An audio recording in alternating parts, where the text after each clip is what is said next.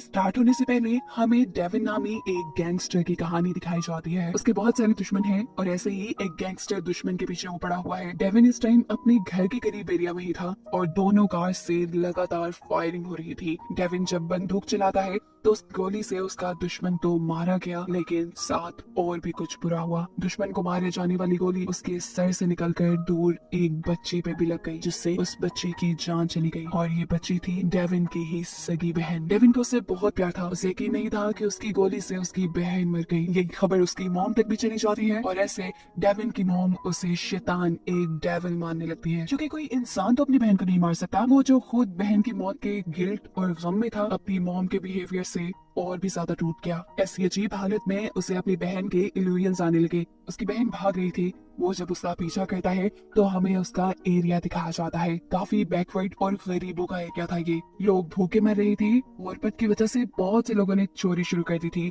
डाकू, चोर, लुटेरे, ड्रग एडिक्ट सभी यही देखने को मिले। फिर डेविन को दिखाया जाता है जो अपनी बहन के साय का पीछा करते करते एक अजीब सी जगह पे आ गया। वहाँ जाकर उसकी बहन गायब हो गई और एकदम से उसके सामने आया उसका वही दुश्मन जिसको गोली मारकर उसने मारा था। मरने के बाद ये आदमी एक डीमन बन चुका था, एक शैतान। अपना बदला लेने के लिए वो डेविन से लड़ता है और इस टाइम डेविन जीत नहीं पाया क्योंकि वो एक शैतान से लड़ रहा था। आखिर में शैतान ने उससे कहा, चलो मैं तुम्हारे साथ एक डील करता हूँ, तुम अपनी जान दे दो, मैं तुम्हारी बहन को जिंदा कर देता हूँ। उसका जुमला सुनते ही डेविन ने एक सेकंड नहीं सोचा और चाकू उठाकर अपना गला काट दिया। उसके मरते ही इस डीमन ने भी अपना वादा पूरा किया और उसकी बहन को जिंदा कर दिया। डेविन का हौसला भी यहाँ कुछ कम नहीं था। उसने अपनी जान दी थी बिना एक सेकंड भी गवाए। बस उसकी इसी हरकत की वजह से उसे भी जिंदा कर दिया, लेकिन इंसान नहीं बनाया बल्कि अपने ही जैसा एक डीमन बना के, हेल का गेट कीपर बनाकर जो बुरे मरे हुए लोगों को दुनिया से हेल में लेके जाने का काम करेगा। वक्त उसे बताया और पता चलता है कि डेविन को ये काम करते काफी अरसा गुजर चुका है। वो बहुत से लोगों को हेल यानी जहन्नुम में लेके गया,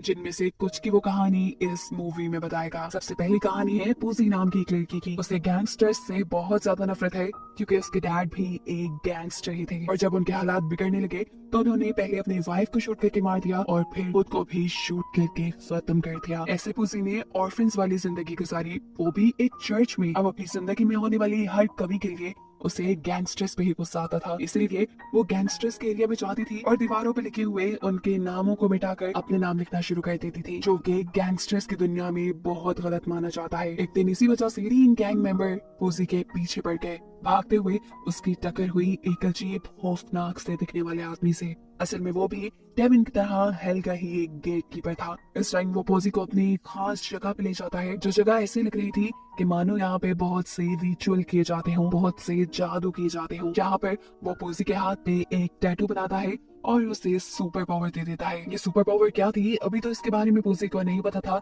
लेकिन फिर पूजी वहाँ से बाहर आ गई। उसने एक नए गैंगस्टर के एरिया के पास जाकर उसका नाम वहाँ से मिटा दिया। उसके हाथ से जिस हाथ पे टैटू बना था, जिस गैंगस्टर का नाम उसने काटा था, हमें उस गैंगस्टर की मौत दिखाई जाती है बहुत अजीब से तरीके से। उसने अपनी पॉकेट में गन रखी हुई थी जो कि अचानक खुद ब खुद चल गई और वो गैंगस्टर मर गया। साफ मतलब था कि पूजी के पास एक खास किस्म की पावर आ गई थी। वो जिसे चाहती मार सकती थी, उसके नाम पे एक सिर्फ क्रॉस बनाकर। अगले दिन जब वो चर्च में जाती है तो उसे पता चलता है कि कल जिस नाम पे उसने क्रॉस बनाया था वो आदमी मर गया और ये सुनकर उसे अपनी पावर्स का एहसास होता है। खैर यहाँ पर चर्च की मैनेजमेंट ने उसे बुलाया था क्योंकि वो एक बहुत अच्छी पेंटर थी और चर्च के लोग उससे वॉल पे एक फ्लावर्स की पेंटिंग बनवाना चाहते थे। मैनेजमेंट को उसने कोई जवाब नहीं दिया, ना हाँ का ना का, क्योंकि उसके माइंड में तो कुछ और ही चल रहा था। वो बाहर आई और एक और गैंगस्टर के एरिया में गई और वहाँ लिखे हुए उसके नाम पे क्रॉस बना दिया। उसके क्रॉस बनाते ही उस आदमी के साथ भी एक अजीब सा एक्सीडेंट हुआ। वो एक बोतल चुरा कर लाया था, अजीब से तरीके से वो ऐसे गिरा कि बोतल उसके मुंह के आर पार हो गई और वो वहीं मर गया।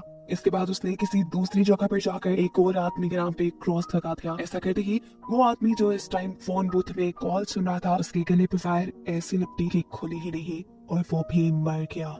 ये सब करके पूसी को इतनी खुशी मिलने लगी थी कि उसने कुछ नहीं रोका और एक के बाद एक करके बहुत से गैंग मेंबर्स को मारना शुरू कर दिया। उसने ये तो सोचा ही नहीं कि ये सुपर पावर उसे शायद किसी और चीज के लिए मिल गया हो। वो अब चर्च की वॉल के बाहर पहुंचते हैं जहाँ उसे फ्लावर पेंट करने का काम दिया गया था, लेकिन यहाँ पर वो फ्लावर्स बनाने के बजाय अपना नाम लिखने लगते हैं। और इस टाइम पर वो गेट कीपर आ जाता है जिसने पोजी को ये सुपर पावर दी थी। उसने पोजी का हाथ पकड़ा और उसे दूर गिरा दिया। वो उससे गुस्सा हो रहा था। वो उससे कहता है तुमने गैंगस्टर्स को मार के वो गैंगस्टर्स वाला काम शुरू कर दिया। जवाब में पुसी कहती है अरे गुस्सा क्यों हो रहे हो, तुमने यही काम नहीं दिया था मुझे। जवाब में कहता है नहीं, तुम्हें सुपर पावर दी गई थी ताकि तुम चर्च पे कुछ फ्लावर्स बनाओ, जिस फ्लावर्स के जरिए यहाँ पर पीस यानी अमन आ जाए। अब क्योंकि वो भी गैंगस्टर बन चुकी थी तो सजा तो उससे भी मिली थी। ये गेट कीपर उसके हाथ से टैटू मिटा देता है, जिसका मतलब है उसकी सारी सुपर पावर्स चली गई। और फिर हेल से तीनों गैंगस्टर्स को वापस बुला लिया जिनको पुसी ने मारा था। वो भी पुसी को अच्छा सबक सिखाने वाले थे। उन्होंने पुसी के हाथ से उसी का स्प्रे बोतल पकड़ा और उसके सर में स्टैब करते हुए उसे मार डाला, जिसके बाद वो उसी के खून से इस वॉल को पेंट करने लगे।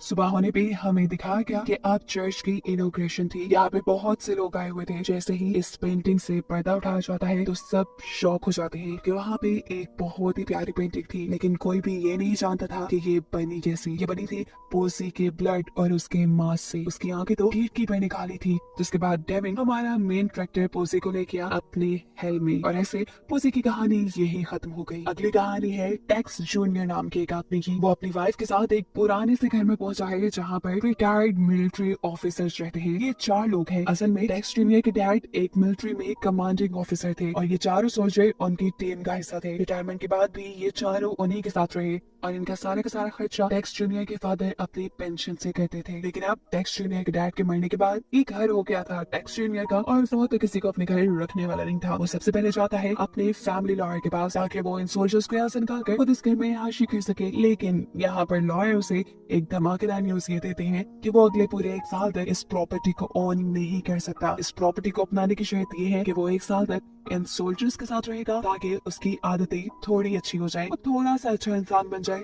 और उससे प्रॉपर्टी संभालनी आ जाए। लेकिन टेक्स जूनियर और 1 साल इन सोल्जर्स के साथ गुजारे, ऐसा तो हो ही नहीं सकता था। एक दूसरा रास्ता भी था उसके पास, वो ये कि चारों सोल्जर्स मर जाए और ये प्रॉपर्टी ऑटोमेटिकली उसके पास आ जाए। और अब वो यही काम करेगा। वो अब अपने घर आ चुका है जहाँ चारों सोल्जर्स को मारने का उसने इरादा पक्का कर लिया था, बिल्कुल ऐसे ही जैसे उसने अपने डैड को एक एक्सीडेंट में मारा था। सच में उसने प्रॉपर्टी के लालच में अपने डैड को मारा था। घर आते ही उसने इन सोल्जर्स के साथ बुरा सलूक करना शुरू कर दिया। सबसे पहले उसने बेडरूम्स के दरमियान में बनी हुई पार्टीशन वॉल्स तोड़वाई और अपनी वाइफ के लिए आलीशान मास्टर बेडरूम बनवाया। पेंटिंग, डेकोरेशन, यहाँ तक कि सफाई सुथराई का काम भी इन सोल्जर्स ने किया। और फिर उसने इन सारे सोल्जर्स को भेज दिया बेसमेंट में। बात सिर्फ यही पे खत्म नहीं हुई, उसने इनका खाना पीना भी कम कर दिया, जिसकी वजह से ये लोग कमजोर होने लगे। मेडिसिन इनको दी नहीं, ऐसे ये लोग बीमार होने लगे और आहिस्ता आहिस्ता बहुत बुरी कंडीशन में आ गए। इनकी केयर टेकर इस सारी चीज को बर्दाश्त नहीं कर सकती थी। वो टेक्स जूनियर से इनके लिए लड़ना चाहती थी, लेकिन टेक्स जूनियर ने उसे भी धमकी दी हुई थी कि वो उसे जॉब से निकाल देगा। आखिर जब हालात बहुत ही ज्यादा बर्दाश्त से बाहर हो गए तो केयर टेकर टेक्स जूनियर के सामने जाकर बोली और इसका अंजाम ये हुआ कि टेक्स जूनियर और उसकी वाइफ दोनों ने ही मिलकर उसे जान से मार डाला।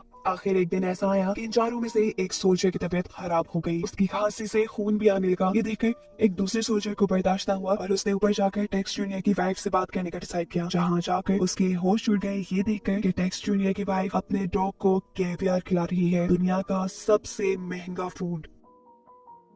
और ये लोग जो उनके साथ रह रहे थे वो भूखे मर रहे थे। इससे पहले कि वो कोई बात कहता, यहाँ पर टेक्स जूनियर आ जाता है जो उन्हें कोई भी फेवर देने से इनकार कर चुका है। भूखे चलते ये सोल्जर रुका नहीं और इनके फ्रीजर के पास आ गया, क्योंकि वो जानता था कि अगर इन लोगों के घर में केवियर है तो और भी बहुत सा फूड होगा। इसीलिए वो फ्रीजर का लॉक तोड़ के जैसे ही फ्रीजर खोलता है तो उसके होश उड़ गए ये देखकर कि उसमें उन्हीं के केयर टेकर की लाश थी और साथ में बहुत से केवियर के टिन भी। कहकर वो वापस अपने साथियों के पास पहुंचता है और वहाँ जाके देखता है कि उसका जो साथी बीमार था वो मर गया। अब तो समझो ये उसे बख्शने वाले नहीं थे, अब बहुत हो चुका था। अपने साथी की मौत वो टेक्स जूनियर को माफ नहीं करने वाले थे, इसलिए अब ये लोग हिम्मत से बोलने का डिसाइड करते हैं। तीनों थे जो मिलिट्री ऑफिसर, इनके सामने ठीक तो कोई वैसे भी नहीं सकता था, इसलिए जाते ही इन्होंने टेक्स जूनियर को पकड़ा और सबसे पहले उसे वाटर टॉर्चर किया। इसके बाद वो उसे अपने साथी की व्हील चेयर पे बांधते हैं और ले आते हैं उसके लग्जरियस बेडरूम में जो उसने इन्हीं को टॉर्चर करके बनवाया था। वहाँ जाकर उसने देखा कि उसकी वाइफ का पेट फूला हुआ था, क्योंकि इन्होंने उसकी वाइफ को बहुत सारा कैवियर खिला दिया था।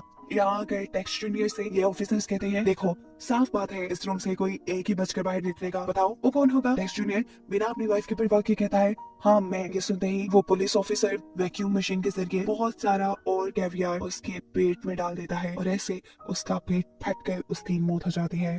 अपनी वाइफ को मरवाने के बाद आखिर टेक्स जूनियर को इस रूम से जिंदा बाहर निकलने का मौका मिल गया, लेकिन सिर्फ इस रूम से जिंदा बाहर निकलने का। बाहर जाते ही ऑफिसर्स ने उसकी व्हीलचेयर को स्टेयर्स से नीचे फेंक दिया और गिरते ही उसकी मौत हो गई, जिसके बाद उसे भी डेविन यानी हमारा हेल का गेट कीपर ले गया हेल के अंदर, साथ ही साथ उसकी वाइफ को भी। इनका जो डॉग जिंदा बचा था, डेविन ने उसको गोली मार दी और कहा कि हेल में डॉग्स अलाउड नहीं, जिसके साथ इनकी भी ये कहानी यही खत्म हो गई। इसके बाद हमारी तीसरी और आखिरी कहानी है सॉर्ड नाम के एक रैपर की। वो दुनिया में बहुत ज्यादा सक्सेस पाना चाहता है, इसीलिए वो गॉड से भी इस टाइम प्रे कर रहा था, आप मुझे बहुत ज्यादा सक्सेस दे दें, देखिएगा मैं कोई बुरा काम नहीं करूंगा, अपनी सक्सेस के बाद मैं अच्छा काम करूंगा। उसने गॉड से प्रॉमिस कर लिया था। उसने तो अपना नाम भी सॉर्ड इसीलिए रखा था कि सक्सीड और डाई, या तो वो कामयाब होगा या मर जाएगा। गॉड ने भी जैसे उसकी प्रेयर फौरन नहीं सुन ली, उसके पास एक बॉल आकर गिरी जो कि बाहर एक लड़के की थी। वो इस बॉल को उठाकर बाहर जाकर उस लड़के को देता है और बातों ही बातों में उसे मालूम होता है कि वो लड़का एक म्यूजिक डायरेक्टर है। बातों ही बातों में इनकी अच्छी दोस्ती हो गई, दोनों का गानों में इंटरेस्ट था, इसीलिए ये लोग गाने बनाने लगे। दोनों की ये हार्ड वर्क ने रंग दिखाए और कुछ ही दिनों में इनके गाने बहुत हिट हो गए। लेकिन अभी तक ये लोग अंडरग्राउंड गा रहे थे, जिन्हें गाने तो इनके बहुत सुने जा रहे थे, लेकिन इनको ज्यादा कोई जानता नहीं था। और ये सॉर्ड को मंजूर नहीं था, सॉर्ड को तो फेमस होना था और कुछ सालों बाद उसने ये फेम भी पाल गया, वो बहुत मशहूर हो गया। इस वक्त नहीं, जब बहुत से साल गुजर चुके हैं तो उसके पास सब कुछ है, बहुत सा पैसा है, फेम है, लेकिन ये सब पाने के बाद उसने काफी सालों पहले किया हुआ गॉड के साथ अपना प्रॉमिस तोड़ दिया है। इतना फेम, इतना नाम, इतना पैसा मिलने के बाद उसने अपने अच्छे काम शुरू करने के बजाय बुरे काम करने लग गया। लेकिन एक अच्छी बात भी है, आज तक वो अपने उस दोस्त को नहीं भूला जिसकी वजह से वो कामयाब हुआ था। अब सवाल ये है कि उसका दोस्त आखिर है कहाँ। उसके बारे में हमें मालूम हुआ कि उसकी मौत हो गई, जिसकी रीजन अभी नहीं बताई गई। लेकिन सॉर्ड जहाँ भी जाता है उसे सारे लोग यही कहते हैं कि अपने पार्टनर के बिना तुम कुछ भी नहीं, और ये बात सुनकर वो हमेशा ही गुस्सा हो जाता है। आज भी जब किसी आदमी ने उसे ये कहा तो उसने अपने ऊपर से कंट्रोल खो दिया। इससे पहले कि उस आदमी के साथ कुछ बुरा करता, क्या उसका बॉडीगार्ड उसे संभाल लेता है। उसका ये सब बिहेवियर हम देखते हैं कि यहाँ कोई नोटिस कर रहा था। ये एक लड़की थी और इसके बारे में हमें पता चलता है कि ये भी एक हेल की गेट कीपर है। सॉर्ड के पीछे पीछे वो एक रूम में आई जहाँ सॉर्ड अब बहुत से बड़े बड़े लोगों के साथ पार्टी कर रहा था। उसके आते ही अचानक ये पूरा रूम खाली हो जाता है, यहाँ रह जाता है वो सिर्फ सॉर्ड। इससे पहले कि सॉर्ड घबरा कर कुछ करता, ये औरत यहाँ से बाहर जाने वाला दरवाजा भी गायब कर देती है। सॉर्ड इसके साथ भी बदतमीजी करने लगता है क्योंकि वो नहीं जानता था कि ये कौन है, लेकिन क्लारा उसके साथ बड़ी तमीज से पेश आती है और कहती है चुपचाप बैठ जाओ और देखो कि पिछले सालों में तुमने क्या किया है। तुमने अपने गॉड से किए हुए सारे प्रॉमिस तोड़ किए हैं। सॉर्ड पहला कि उसकी बात मानता, वो जब नहीं बैठता तो ये औरत उसकी टांग पे चोट लगाते हुए उसे जबरदस्ती नीचे बिठाती है और फिर सामने एलईडी पे कुछ वीडियोस प्ले कर देती है। ये उसके पिछले सालों के सभी रिकॉर्ड्स थे। सबसे पहले उसे दिखाया जाता है कि कैसे उसने लोगों से डिमांड्स करना शुरू कर दी, जैसे वो कोई एक बहुत बड़ा सिंगर हो, गाने के बदले वो लोगों से पैसे के साथ साथ बहुत से कार्स और भी चीजें मांगता था। ऐसे में अक्सर डील्स उसके हाथ से निकलने वाली भी होती थी, लेकिन उसका पार्टनर उसे बचा लिया करता था क्योंकि वो अच्छा था। लेकिन सॉर्ड नहीं, सॉर्ड की हरकतें काफी अजीब होती जा रही थी दिन ब दिन। वो बहुत सारे गलत काम करता था जिसके बारे में न्यूज़पेपर में भी रिपोर्ट्स आती थी। उसका फ्रेंड उसे कामों से रोकता था तो जवाब में सॉर्ड कहता था, अरे यार पब्लिसिटी हो रही है, मैं मशहूर हो रहा हूँ, इससे क्या फर्क पड़ता है कि अच्छी चीजों के लिए हो रहा हूँ या बुरी। इस सब के बाद एक और वीडियो चलती है और फाइनली ये सच रिवील होता है कि आखिर उसका पार्टनर, उसका बेस्ट फ्रेंड मरा कैसे था। एक रात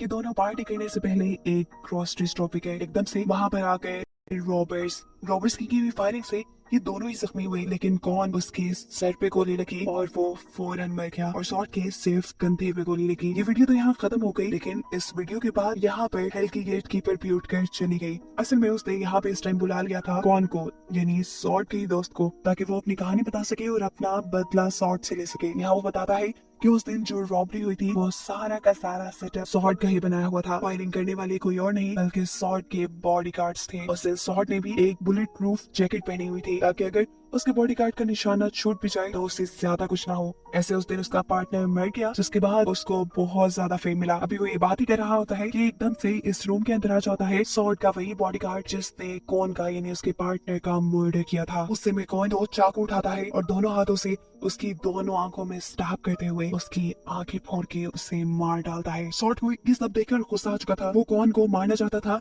इसलिए उसने कौन के हाथ से चाकू ले लिए। लेकिन मरा हुआ इंसान बाहर बाहर कहाँ बैठा है। जैसे ही उसके हाथ में चाकू थे एकदम से बाहर से लोगों ने दरवाजा खोल दिया। वहाँ आम इंसानों को मरे हुए लोग तो नजर नहीं आए, लेकिन हाँ ये जरूर नजर आया कि सॉर्ड के हाथ में दो चाकू हैं, जबकि उसका बॉडीगार्ड फटी हुई आंखों के साथ नीचे मरा हुआ है। सीन ये जाहिर कर रहा है कि सॉर्ड ने उसका मर्डर किया। सॉर्ड जिसे भी इस चीज का एहसास हो चुका था, वो भी अपने आप को बचाने की कोशिश नहीं करता। उसे ऐसा लग रहा था जैसे उसने बहुत बड़ा काम कर लिया है और अब तो वो और भी ज्यादा मशहूर हो जाएगा, लेकिन ये गलत था। वो बाहर गया और उसने बाहर जाते ही और वायलेंस यानी और खून खराबा करना शुरू कर दिया। 2 गन्स उठाई और पुलिस वालों को मारना शुरू कर दिया। अभी उसने 2 को मारा ही था कि पुलिस वालों ने भी अपनी गन्स निकाल दी और बहुत सारी गोलियां मार के उसका काम भी तमाम कर दिया। जिसके बाद यहाँ आया डेविन और उसे उठा के ले गया अपनी लिफ्ट पे। लिफ्ट पहुंची सीधा हेल में, जहाँ बैठकर वो इन सब लोगों की कहानियां सुना रहा था। आखिर में उसने बोला इन सब लोगों के पास अच्छा करने की एबिलिटी थी, अच्छा करने का मौका था, लेकिन इन्होंने नहीं किया और इसी वजह से आज ये हेल में है। और उसकी